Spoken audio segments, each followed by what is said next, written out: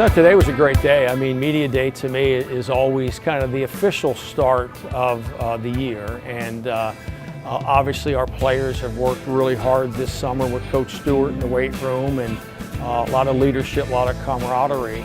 But today at Media Day, I think it all kind of comes to a head. It becomes very real that we're getting ready to report to camp. And as always, this is a very efficient event up here in Baltimore. And today's been a very productive day. I'm very excited for our student athletes, for the recognition we got here preseason, and for our team, for the preseason accolades that we received today. Shows a little sign of respect and moving forward. But after today's over, you're right back into the grind, and we got a lot of work to do here if we're going to be able to enjoy the successes that we all hope to achieve this year. The reality for me is we try to remain as consistent as we can be in our program, with the goals always being the same.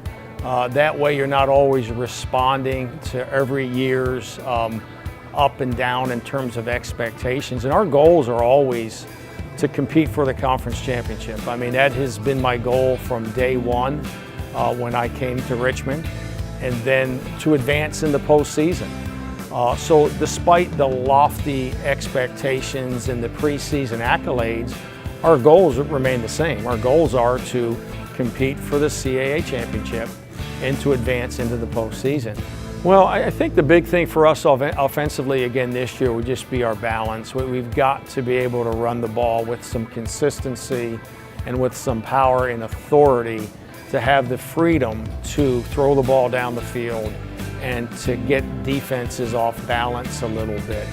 We certainly have great depth in the receiving position. We got a very talented quarterback, but we don't really want to go out there and just throw the football. We want to be able to control the line of scrimmage, play our style of game, and then at the end of the season in November and December, you got to be able to run the football to be successful. So our philosophy won't change much. We have a few different jersey numbers out there performing, but hopefully the product can be just as productive, if not more. The exciting thing about our defense is that we really played our best football late in the year. The first round of the playoffs, the last game of the year against William & Mary, the Illinois State game. I think we were playing real championship quality football at that stage of the year, and a lot of those guys are back. I think our whole football team is battle tested. I think our defense is really battle tested. Had a lot of guys really throw it in the fire last year in some very hostile environments, and I think that's something we can really build upon. We got good leadership, good talent, and good depth at all three levels in the defense: the defensive front, the linebacking core, and also in the secondary. But this being my 5th year here, this is the first time that all the players on the team, when they came here, that I was the head football coach. As most people recall, when I was first hired, there was a real transition in head coaches at the University of Richmond.